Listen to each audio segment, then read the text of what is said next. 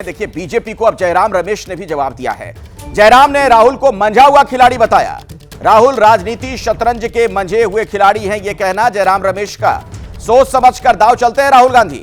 रायबरेली विरासत ही नहीं, जिम्मेदारी भी। पूरा देश गांधी परिवार का गढ़ है, यह कहना है जयराम रमेश का।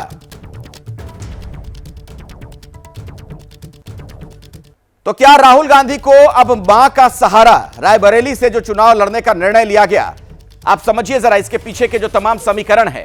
2004 में सोनिया गांधी ने चौंकाया था, अचानक अमेठी से लड़ने से मना किया। राहुल के लिए सोनिया ने अमेठी सीट छोड़ी, कांग्रेस के लिए अमेठी सुरक्षित सीट थी। ये वो तब की बात हो रही है। सोनिया की लोकप्रियता का फायदा मिला, अमेठी में राहुल का डेब्यू हुआ, जीत के साथ उनकी शुरुआत हुई।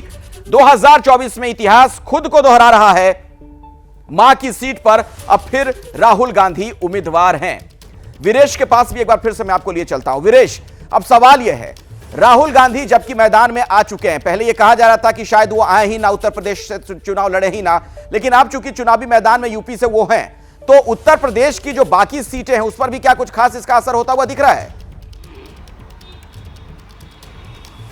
देखिए, यही बात अखिलेश यादव ने कहा था राहुल गांधी को टेलीफोन के जरिए कि आप दोनों लोगों को यानी भाई बहन को अमेठी रायबरेली में लड़ना चाहिए। अगर आप नहीं लड़ते हैं तो ये पूरा इलाका जो 80 सीटों का यूपी है वो पूरी तरीके से सूना हो जाएगा। और दो लड़कों की जोड़ी है, मैं जरा कमजोर रहूंगा। तो दोनों लड़के अगर ढंग से लड़ेंगे, गठबंधन है, तो चुनाव में मजा आएगा। और जैसे जैसे चुनाव 7वें चरण की तरफ, पूर्वांचल की तरफ बढ़ेगा, अवध की तरफ बढ़ेगा, तो हमें भी मजबूती दिखाने का अवसर प्राप्त होगा। और निश्चित रूप से आज मैंने रायबरेली की आबो हवा में देखा कि राहुल गांधी की मौजूदगी, सोनिया और प्रियंका की मौजूदगी से यहां के पार्टी के कार्यकर्ताओं में उमंग था, तरंग था और जोश था। और जोश के बिना कोई चुनाव या कोई भी रण जीता नहीं जा सकता है। समाजवादी पार्टी के नेताओं और कार्यकर्ताओं का एक बड़ा हुजूम राहुल गांधी के नामांकन में शामिल हुआ, अखिलेश यादव के निर्देश पर शामिल हुआ। और ऐसे में समाजवादी पार्टी का जिसका जमीन पर अपना वोट बैंक है, उसके काडर है,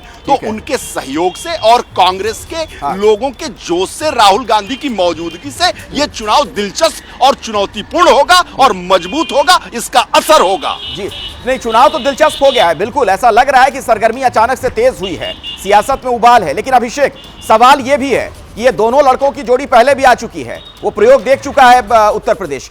इस बार क्या बदल गया तब से लेकर अब तक में?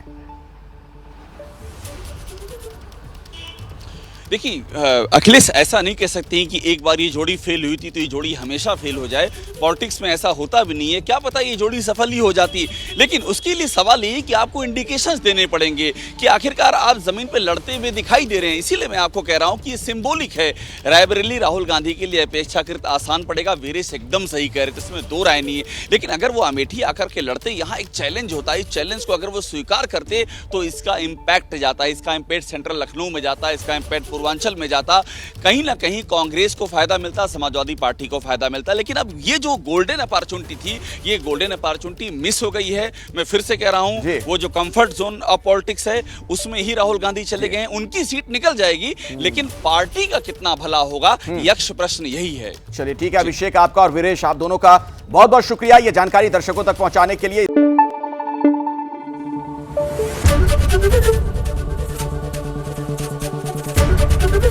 एबीपी न्यूज आपको रखे आगे।